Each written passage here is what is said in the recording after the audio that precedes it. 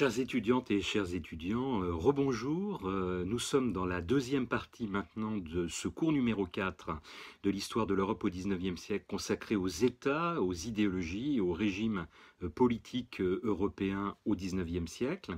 Alors je vous rappelle que ce cours d'histoire politique pourrait être très dense. Je pourrais en fait y consacrer tout un cycle rien qu'à l'histoire politique. Et donc le biais que j'ai choisi, en fait, c'est de vous proposer un cours original, un cours thématique qui fasse ressortir les grandes idées, mais qui ne soit pas événementiel. Il vous faut, comme je le disais dans l'introduction, maîtriser malgré tout les grandes lignes d'évolution politique d'un certain nombre d'États que je vais vous nommer dans un instant. Et pour ce faire, je vous ai recommandé des manuels. Il ne s'agit pas pour vous de connaître de façon détaillée, dans un cours d'histoire de l'Europe du XIXe siècle, qui plus est, qui n'occupe qu'un semestre, mais de connaître les grandes lignes, de ne pas faire par exemple une erreur qui placerait une monarchie en France en 1880, ou bien qui déplacerait un souverain de l'importance de la reine Victoria dans l'histoire britannique. Donc pour connaître les grandes lignes d'évolution, eh bien, je vous ai renvoyé vers des manuels qui font une part importante à l'histoire politique et l'histoire événementielle dans l'introduction qui se trouvait donc dans la première vidéo. En fait, vous avez 6 pays, me semble-t-il, qu'il vous faut maîtriser dans les grandes lignes de l'évolution politique. Il s'agit tout d'abord de la France, du Royaume-Uni et de l'Allemagne, et de 3 grands empires également, dont il faut connaître les grandes lignes de la nature du régime et de l'évolution politique, à savoir eh bien, l'Empire russe, l'Empire autrichien, puis austro-hongrois, et l'Empire ottoman. Voilà.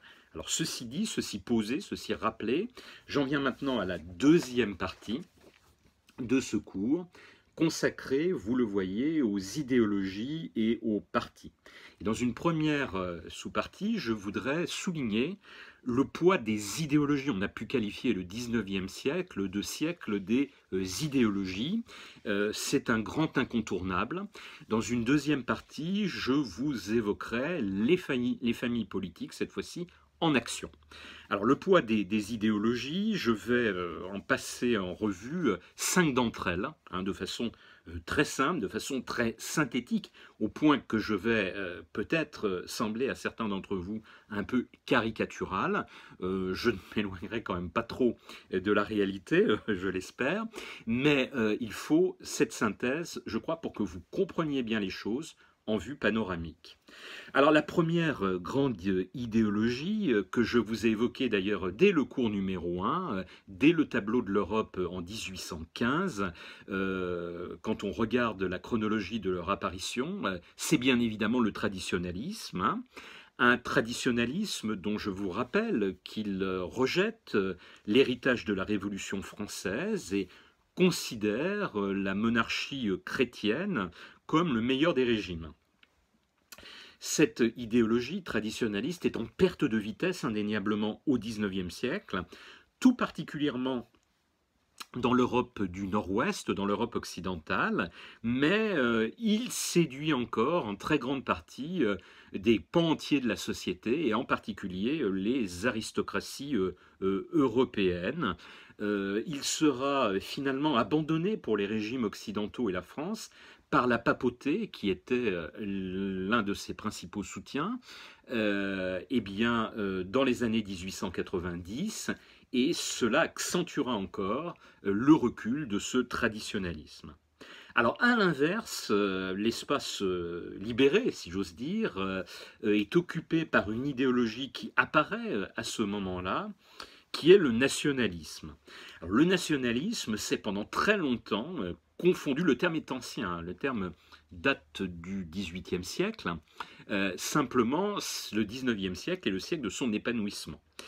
Il s'est pendant très longtemps, en fait, ce nationalisme confondu avec le patriotisme de la Révolution française. Il est plutôt à la base marqué sur la gauche de l'échiquier politique, à gauche, ancré à gauche, et il va, au fil du XIXe siècle, basculer à droite, voire dans les rangs extrêmes de la droite, Dans les années 1880, il devient ainsi une doctrine d'exclusion qui va rejeter l'étranger, qui va s'appuyer sur l'identité nationale, sur l'enracinement dans le passé, et prôner le plus souvent, mais pas toujours, un État fort et anti-parlementaire. Il peut arriver au contraire que ce nationalisme soit un nationalisme ancré dans des régionalismes par cette médiation-là, et donc soit moins centralisateur que, on va dire, la norme, la généralité des nationalismes. Alors, traditionnalisme et nationalisme se mêlent fréquemment. On pensera par exemple ici au courant slavophile russe, qui en est, je crois, l'un des très bons exemples.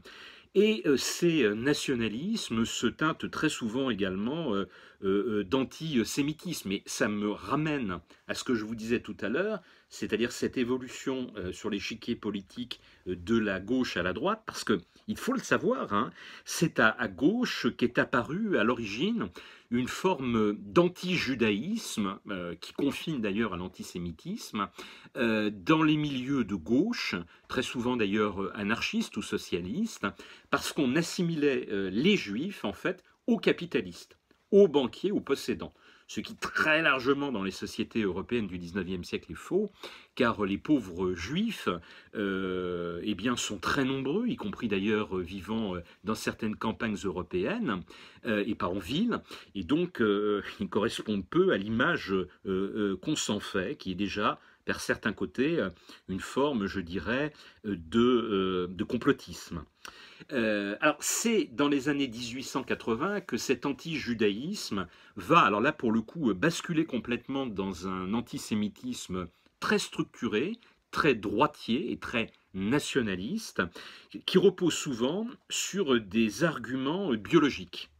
Les juifs deviennent les boucs émissaires de tous les malheurs des temps, et des difficultés que peuvent rencontrer les nations et les États-nations. Alors, l'un des meilleurs exemples que l'on en ait, c'est l'affaire Dreyfus, dont vous savez qu'elle commence en 1894, mais qui va prendre une très très grande ampleur et diviser la nation française et la République française à partir de la publication par Émile Zola de son article J'accuse dans l'Aurore en janvier 1898. Alors, troisième idéologie, de son côté, le libéralisme s'impose dans la première moitié du XIXe siècle comme la doctrine par excellence de la bourgeoisie et comme la philosophie dominante de l'Europe occidentale. Alors, ce libéralisme place l'idée de liberté au centre de tout. Il fait ainsi passer l'individu avant la raison d'État, lorsqu'il est pur, hein, chimiquement pur, hein, bien sûr, et les intérêts du groupe qu'il accuse d'étouffer les initiatives de chacun. L'État du XIXe siècle, d'ailleurs, est très largement un État libéral, en ce sens qu'il ne régente pas complètement la société, il n'a pas d'ailleurs les moyens de le faire, hein. Il faut aussi voir ce pragmatisme, hein, ces contingences, et donc on a affaire à un État très largement qui correspond à cette idéologie libérale qui est peut-être la plus grande des idéologies en fait du XIXe siècle, hein. Alors le libéralisme va également évoluer au cours de la période selon un mouvement qui va de la gauche à la droite et qui est bien connu en sciences politiques. Et donc il naît à gauche, le libéralisme, et il va devenir une doctrine, une grande doctrine de droite à partir du moment où la bourgeoisie va, dans les différents États, accéder au pouvoir. Et le libéralisme va se faire conservateur. On parlera d'ailleurs, l'expression, on la retrouve en France, mais on la retrouve dans d'autres pays, de conservatisme libéral ou de libéralo-conservatisme. Alors, quatrième idéologie, et là j'utiliserai presque un pluriel, situé beaucoup plus à gauche bien évidemment, le socialisme, les socialismes. Ces socialismes vont connaître au XIXe siècle de profondes transformations, ils sont très divers. Les premiers socialismes apparus dans les années 1820 le sont en grande partie en Grande-Bretagne et en France. En Grande-Bretagne, on pensera à Robert Owen. En France, on pensera à Charles Fourier et à Saint-Simon. Ce sont ceux que leurs détracteurs dans le même camp, dans le camp socialiste, qualifieront très rapidement d'idéalistes, d'utopistes, pour les disqualifier et prendre leur place.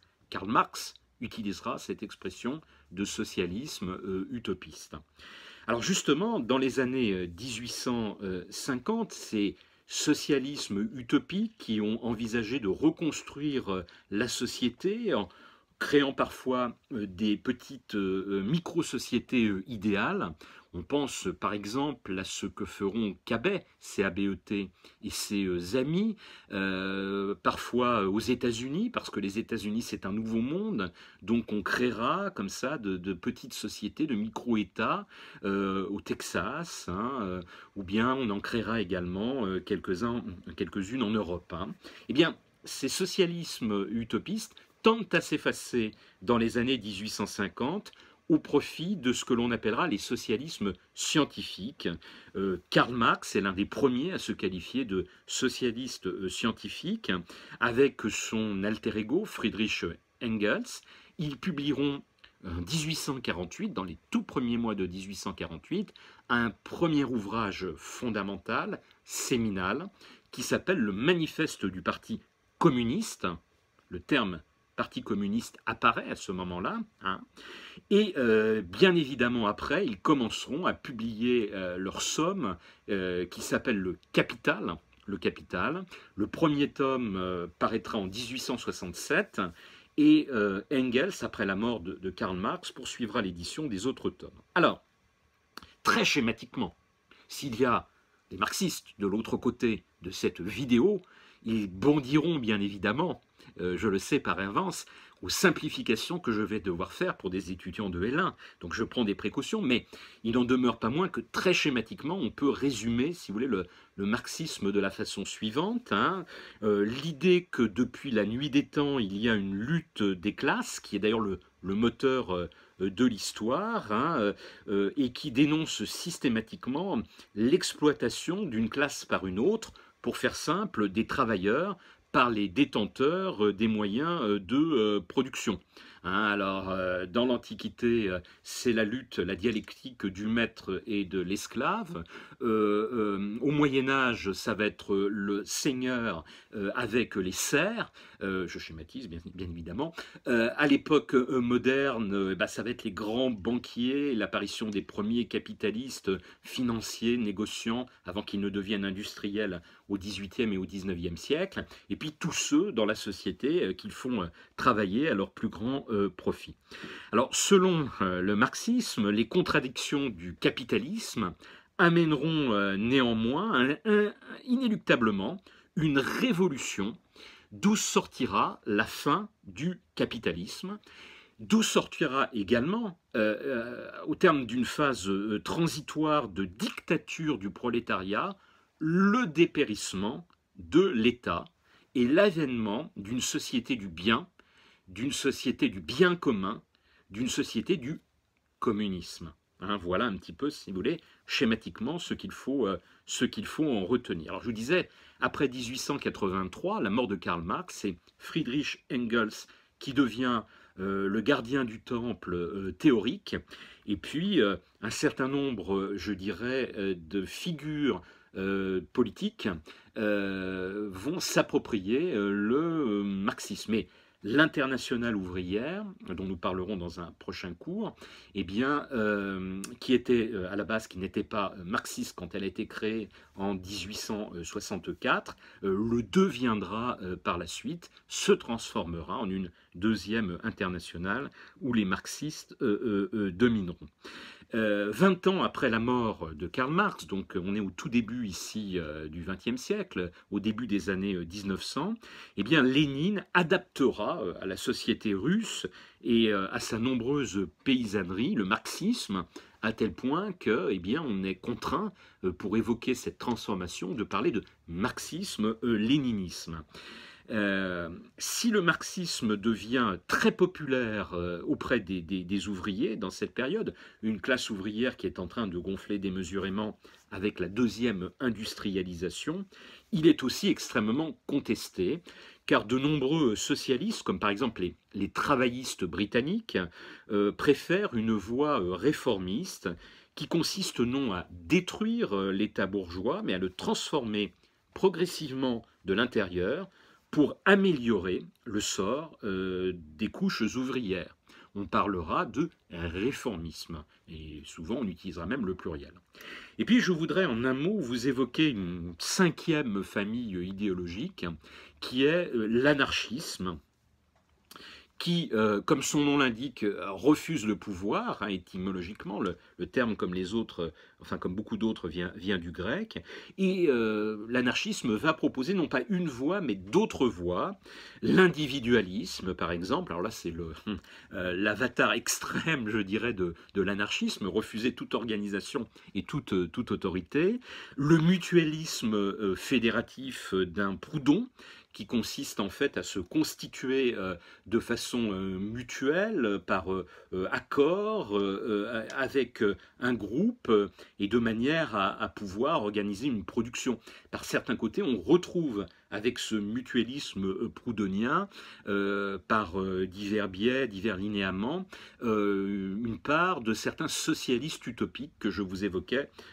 tout à l'heure. Et puis vous avez un anarchisme libertaire qu'on retrouve très représenté par exemple en Russie, avec Bakounine et Kropotkin, qui n'hésitent pas à prôner l'assassinat politique ou la grève armée pour parvenir à ses fins. Alors là, j'arrive dans l'action, et ça va m'amener à vous évoquer, vous le voyez sur le plan, la deuxième sous-partie de ce grand 2, c'est-à-dire l'étude des familles politiques, mais cette fois-ci en action, les conservateurs, les libéraux, les démocrates et les révolutionnaires en action.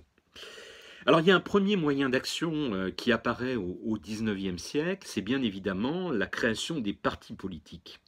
Au cours du premier XIXe siècle, les partis ne sont guère en fait que des clubs de réflexion, des salons ou des comités de rédaction de journaux.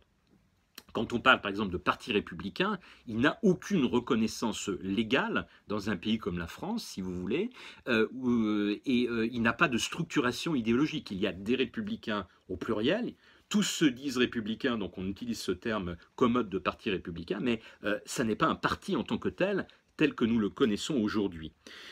En revanche, dans les années 1870, ces partis commencent à devenir ce que nous connaissons aujourd'hui, c'est-à-dire des organisations permanentes dont les membres se rassemblent autour d'une idéologie ou d'un programme. Le phénomène s'explique à la fois par le développement des élections et par l'élargissement du corps électoral, ce qui nécessite des moyens accrus pour soutenir les candidats et encadrer les électeurs. Le Royaume-Uni va être le premier concerné avec ces deux grands partis qui se structurent justement dans cette période des années 1870, à savoir le parti conservateur, le nom est ancien, il s'ancre dans une réalité où les partis n'étaient pas encore structurés comme ils le deviennent à ce moment-là, le parti Tory, T-O-R-Y, et le parti libéral, appelé à l'origine le parti Whig, W-H-I-G.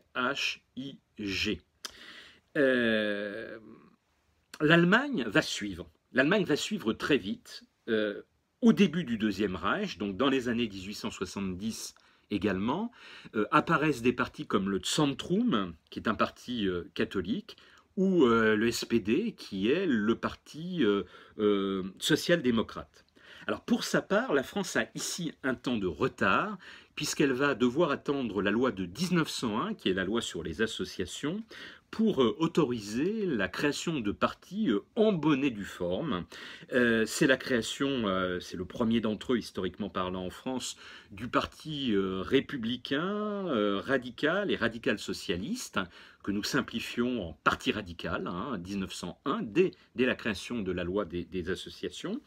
Et puis, bien évidemment, il est très connu, en 1905, l'ASFIO, la section française de l'Internationale ouvrière, c'est-à-dire le grand parti socialiste, qui réunira à ce moment-là deux micro-partis qui s'étaient constitués avant. Mais vous avez également des partis du centre, des partis du centre-droit, du centre-gauche, et des partis de droite, comme par exemple la Fédération républicaine, FR, qui apparaît également dans ces années-là en France. Et tous les autres pays d'Europe connaissent en fait le même phénomène. Mais, la constitution des partis est loin en fait d'épuiser toutes les formes d'organisation et de combat politique.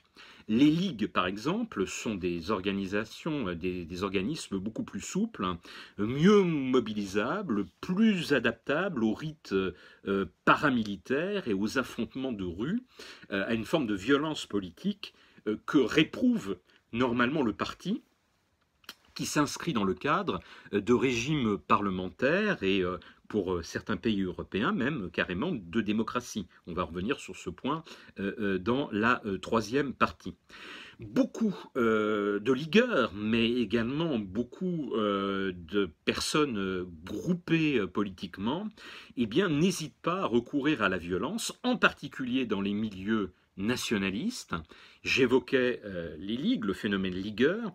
On pensera à la Ligue des Patriotes, par exemple, qui poussera le général Boulanger, dont je vous ai parlé dans le cours numéro 3, à faire un coup d'État en 1889, ce que Boulanger refusera de faire avant, vous le savez peut-être, condamné par la justice française, par contumace, à se réfugier à l'étranger et à se suicider de façon romantique, diront certains, de façon un petit peu ridicule, diront d'autres, sur la tombe de sa maîtresse, Madame de Bonnemain. Alors de son côté, l'anarchisme, qui compte de nombreux adeptes dans les cercles intellectuels, les milieux artisanaux et ouvriers des grandes métropoles comme Paris, mais également dans les campagnes et les petites villes de Russie, de Suisse, en Suisse, l'anarchisme a des bastions, ou encore en Espagne, en Italie, eh bien, lui se montre réfractaire, très opposé au parti.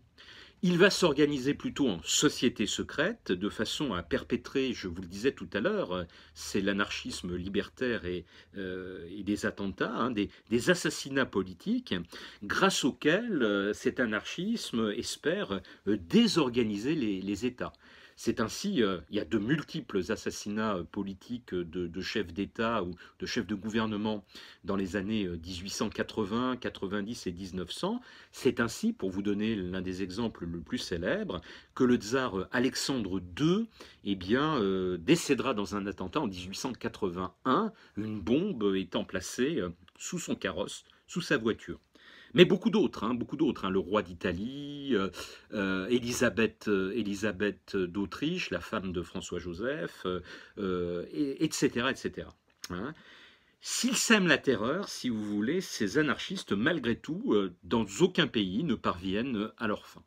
Alors voilà ce que je voulais vous dire de cette deuxième partie. Je vous retrouve dans une troisième vidéo qui sera plus courte pour vous parler de la démocratisation des États, une forme de convergence démocratique, mais j'y mettrai, vous le verrez, beaucoup de limites, beaucoup de bémols dans cette troisième vidéo.